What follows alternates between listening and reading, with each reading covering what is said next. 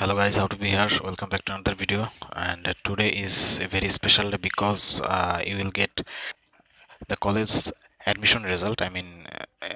Those people actually passed in SSC, they will admission in the college. So the result is here, and I will show you all the process or all the systems how you will get your results. And yeah, I'll give you the direct link of the website from where you can get the results. So let's get started. And for that you will have to put your roll number first, and then you will have to select the boards. And there are total 11 boards, and you'll have to choose the passing year, and it is obviously 2021. And you'll have to put also the registration number, and also there is a verification checkbox, so you'll have to check the verification box. And you'll have to just put the verification code here, and just press the view result, and wait till the full page load.